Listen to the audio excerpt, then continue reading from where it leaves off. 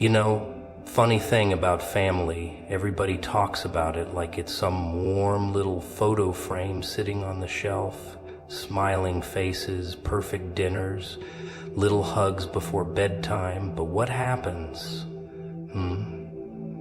What happens when the world taps on that glass, cracks it, shakes it? What happens when the soft little illusion turns into sharp little pieces on the floor? Oh, people panic, people scream. They say, this wasn't supposed to happen. Oh, but it always happens. The world doesn't care about your family photo. It doesn't care about your perfect little plans. No, no, no. The world only understands one thing: reality. And reality, oh, it knocks hard. You see, people laugh when you tell them to prepare. They look at you like you've lost it, like you've been sitting in the dark for too long, whispering to ghosts. They think preparation is for the weak, for the scared, for the fools who read too much into shadows. But that's the problem with comfort. It makes people deaf. Deaf to warnings, deaf to footsteps coming down the hallway of their life, deaf to the sound of doors creaking shut. Comfort wraps around them like a soft blanket until the fire starts crawling under the door. Then they start running, then they start screaming, but by then it's already too late. People don't prepare because they think nothing ever happens to them. They think storms knock on the neighbor's door, not theirs.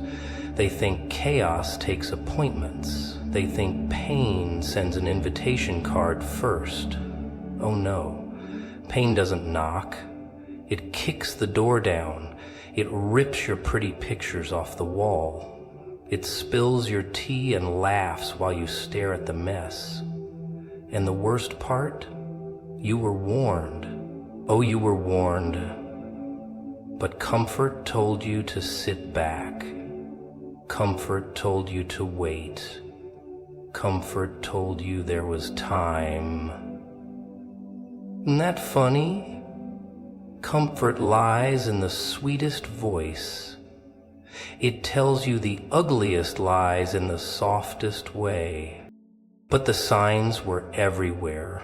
The little cracks in the walls of your life, the strange heaviness in the air, the dreams you kept having but ignored, the arguments in your home getting louder, the silence between people getting colder. These aren't accidents. These aren't coincidences. This is the whisper before the scream. This is the warning before the storm. But nobody wants to hear that. They want to laugh. They want to scroll. They want to stay numb. It's easier that way. It's safer. Until it isn't. Telling your family to prepare isn't about scaring them. It's about waking them up from the sweetest sleep of their life before the nightmare begins. It's about teaching them to listen to things that can't be seen. It's about making them understand that not everything gives a second chance. Some things hit hard and fast. Some things take no prisoners. And the world, oh, the world is changing its colors faster than ever. The walls are closing in. The lights are flickering. The floor is shaking. But comfort still whispers. It still tells them to sleep. Funny, isn't it? People stock their fridge, but not their soul. They lock their doors, but leave their hearts wide open for destruction. They save money, but waste their time. They plan vacations, but ignore their purpose. They memorize trends, but forget truth. They are building castles out of sand, and the tide is coming. It always comes. But try telling them that. Try sitting them down at the table and saying, it's time to prepare. Watch the looks on their faces. Watch the nervous laughs. Watch the eyes roll. Nobody wants to hear the clock ticking down. Nobody wants to pack their bags when the party's still loud. Nobody wants to check the exit doors when the music's still playing. But that's why preparation is rare. That's why wisdom is lonely. That's why the watchman on the wall is always called crazy before the flood comes. Preparing your family isn't about hoarding things. It's about teaching them what really matters when everything else burns away. It's about training their minds to stay calm when chaos dances in the streets. It's about reminding them that comfort is a liar and that truth hurts first but heals later. It's about telling them that the greatest fight is always the one inside their own head. It's about showing them that faith is armor, not decoration. It's about warning them that not everything is a game and not every enemy wears a mask. And if they laugh, let them laugh. If they walk away, let them walk. But when the sky cracks open, when the winds howl, when the world turns its face and shows its teeth, they will remember. Oh yes, they will remember everything you said in the quiet moments. They will remember the warning that didn't come with flashing lights. They will remember the one voice that dared to break their comfortable silence. Loyalty. That strange little word people love to tattoo on their skin but forget to carve into their soul. Everyone talks about loyalty like it's a trending topic, like it's a necklace they wear when it matches their outfit. But loyalty isn't shiny. Loyalty isn't loud. Loyalty doesn't come wrapped in gold. No, loyalty is dirty. Loyalty is quiet. Loyalty bleeds in the dark when nobody's watching. And here's the thing about loyalty. It costs. Oh, it costs more than most people are willing to pay. People these days, they love the idea of standing with you when the sun is out, when the crowd is clapping, when the cameras are flashing. Oh, they're right there next to you, smiling like saints. But let that storm roll in, let the lights go out, let the world turn its back on you, and then watch them vanish. Watch them slip away like ghosts. Watch them rewrite their story so fast you'd think it was. Loyalty doesn't live in fair weather friends. Loyalty is buried deep in the mud with the outcasts, with the forgotten, with the ones who were never afraid of being seen standing alone. Funny, isn't it? People say, "I'm with you forever," but mean, "I'm with you until it gets uncomfortable." They say, "I'll never leave," but mean, "I'll never stay if it costs me something." That's the joke of loyalty. Everybody wants it, nobody respects it, and the few who truly have it, they don't talk about it, they show it in scars, in silence, in sacrifice. Loyalty is not proven in loud declaration. It's proven in moments where leaving would be easier, but staying means bleeding. And let me tell you something, loyalty doesn't always come from family. Loyalty doesn't always come from old friends. No, sometimes strangers will fight for you harder than blood ever did. Sometimes the most loyal person in your life is the one who had no reason to love you, but did anyway. Loyalty isn't about history. Loyalty is about heart. History just means you existed together. Loyalty means you survived together. But this world is addicted to betrayal. Betrayal is fast food now. Cheap, easy, everywhere. People betray for likes. People betray for attention. People betray for the illusion of power, and they smile while they do it. Loyalty is starving in this generation because betrayal is the new fashion. And the worst part, they betray you and then act like you did something wrong for trusting them. That's the real comedy. You want to test loyalty? Strip away everything. Take away the money, take away the clout, take away the status, take away the convenience. Who stays? Who kneels beside you when you've got nothing left to give? That's your army. That's your tribe. The rest, just shadows wearing faces you thought you knew.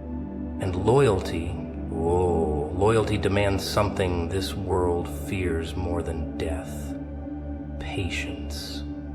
Loyalty takes time. Loyalty takes tests. Loyalty survives fire. Anybody can hold your hand in peace. Real loyalty grips your shoulder when your hands are bloody, when your name is cursed, when your face is forgotten. Real loyalty looks at your broken pieces and says, I'm still here. No applause, no audience, just presence. But the tragedy of loyalty is that it often gets mistaken for weakness. They see your loyalty and think you're blind. They think you're naive. They think you're desperate. But real loyalty is a choice made by the strong, by the dangerous, by the ones who could burn bridges but choose to build them. The weak betray because they can't carry weight. The strong stay because they can handle storms. And when betrayal comes, and oh, it always comes, don't let it turn your heart to stone. Don't let it poison you. Let it sharpen you. Let it remind you that loyalty isn't cheap because it was never meant to be. You don't find loyalty in crowds. You don't find loyalty in noise. You find it in moments of fire, in moments of loss, in moments where all the masks fall off and all that's left is truth. And you better be loyal to yourself first, because loyalty to others without loyalty to your own soul, that's slavery. You protect your heart like a lion guards its pride. You choose your people like a king chooses his counsel. And when you find them, when you find the rare ones who bleed loyalty like it's in their veins, you fight for them. You fight like hell. Because in a world of masks and shadows, loyalty is the last thing worth dying for. Ah, the beauty of pain. People run from it like it's some cursed disease. Like pain is their enemy. Like it has no place in the sweet little story they've written about life. But pain, oh, pain is the best teacher in this rotten circus. Pain is honest. Pain doesn't care about your lies. Pain doesn't care about your mask. Pain rips through every costume you wear and shows you exactly who you are when nobody's watching. Funny, people pray for strength, but run from the very thing that creates it. You see, comfort is a liar. Comfort tells you you're safe when you're really rotting. Comfort whispers lullabies while your dreams die quietly in their sleep. But pain kicks down the door. Pain grabs you by the throat and drags you into reality. Pain doesn't ask for permission. It doesn't care about your schedule. It shows up when it wants, and when it does, oh, it teaches lessons no book ever could. Look around. Everybody wants the crown, but nobody wants the scars. Everybody wants to be a warrior, but nobody wants the battlefield. They want victory without war, strength without struggle, happiness without heartbreak. What a joke. What a lovely little fantasy. But this world doesn't work that way. Life isn't some neat little story where you skip the dark chapters. No. The dark chapters are where the real story begins. The dark chapters are where you meet yourself. People think pain is punishment. They think it's proof that life is against them. But pain is the test. Pain is the fire that burns away the lies you tell yourself. Pain strips away the weak parts of you, the cowardly parts, the fake parts. Pain forges you into something new, something dangerous, something untouchable. But only if you let it. Only if you stop running. Most people, they love to numb it. They drown it in distractions, they bury it in noise, they laugh over it, they party through it. But the pain is patient. It waits. It watches. It grows stronger in the silence until one day it knocks again. And this time it's not asking. This time it's breaking through whatever walls you've built. And when that happens, there are only two kinds of people left in the world. The ones who shatter and the ones who rise. Pain is not your enemy. Pain is your mirror. It shows you your limits. It shows you your truth. It shows you how much you're willing to bleed for the life you say you want. Anybody can smile when things are easy. Anybody can pretend they're strong when life hands them candy. But what happens when life hands you knives? What happens when it hands you loss? What happens when it hands you betrayal, loneliness, failure, humiliation? That's the real stage. That's the real test. And the irony of it all, the beautiful little twist in this grand performance, is that pain creates the most beautiful people. The ones who've been broken are the ones who know how to love the hardest. The ones who've been burned are the ones who know how to warm others. The ones who've fallen 1,000 times are the ones who teach others how to stand. Pain doesn't destroy the strong, it reveals them. But the world won't tell you this. The world wants you soft. The world wants you addicted to comfort. The world wants you to believe that pain means failure, because a person who is unafraid of pain, a person who has looked it in the eye and smiled, is unstoppable. You can't control someone who isn't afraid to lose. You can't break someone who has already rebuilt themselves from ashes. That's what scares them. That's what shakes their pretty little system. So when pain comes, don't hide. Don't run. Don't numb. Sit with it. Learn from it. Let it tear apart every fake thing about you. Let it sharpen your mind. Let it harden your soul. Let it turn you into the thing they fear most. Someone who doesn't need to be saved. Someone who doesn't beg for mercy. Someone who walks through fire and laughs at the flames. Because once you've made pain your friend, there's nothing left in this world that can control you. Humans and their little obsession with control. Control over time, control over people, control over life. What a magnificent illusion they've sold themselves. They wake up every morning, wind up their toy routines, follow the ticking clock like good little puppets, and call it power. They make plans, they set goals, they build their tiny kingdoms of sand, convincing themselves the tide will never come. They think control means safety. They think control means freedom. They think control means victory. But in this chaotic theater we call life, control is nothing but a well-dressed lie, waiting to shatter when reality decides to laugh in your face. You see, the people obsessed with control, they are the easiest to break. They panic when the script changes. They crumble when life refuses to follow their rules. They lose their minds when the unexpected kicks down the door. They're not in control. They're prisoners. Prisoners of routine, of expectation, of fear. And when you're a prisoner of control, life doesn't have to destroy you, it just has to surprise you. But the wild ones, the wild ones are different. The wild ones laugh at the storm. The wild ones dance in chaos. The wild ones don't need control because they've already surrendered to the truth. Nothing in this world truly belongs to you. Not your time, not your plans, not even your body. Everything you hold dear can be ripped away in the blink of an eye. And the only real power you have is how you respond when it happens.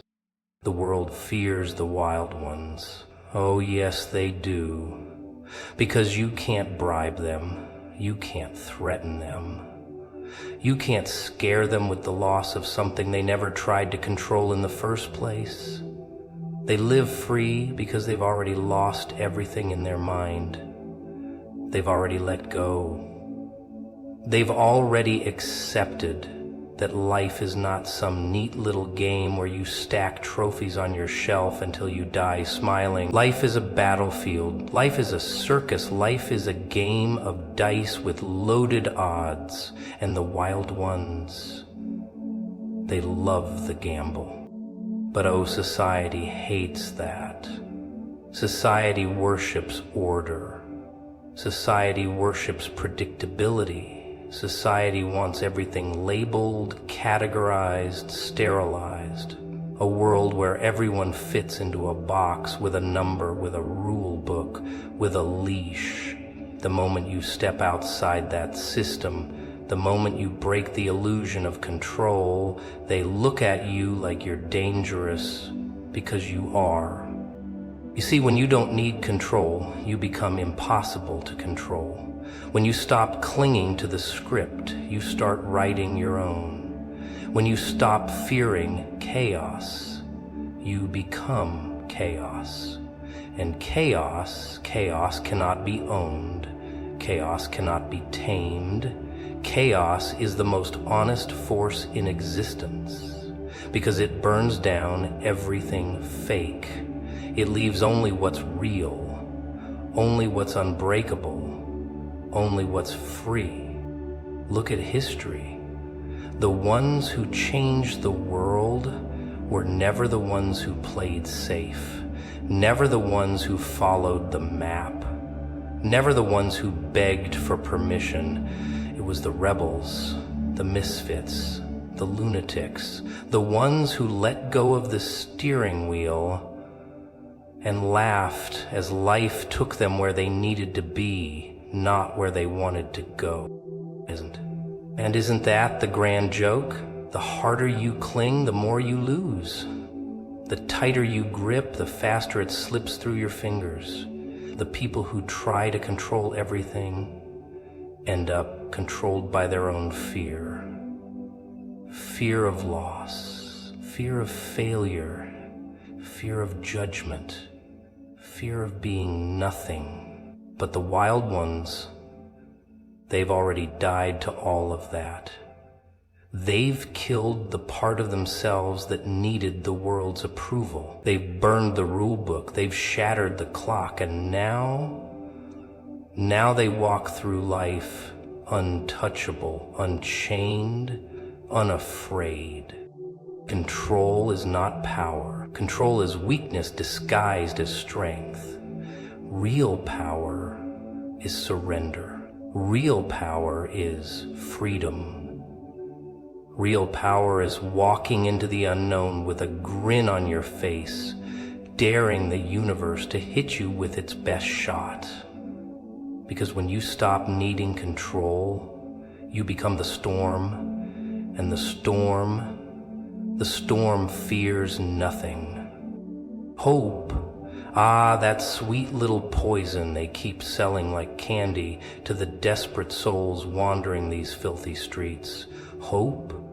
What a dangerous thing to hand over to someone who doesn't know how to bleed without crying. They package it in shiny words, they wrap it in promises, they sing songs about it like some fairy tale for broken minds who can't stand looking their own reality in the eye. Hope, it's a drug.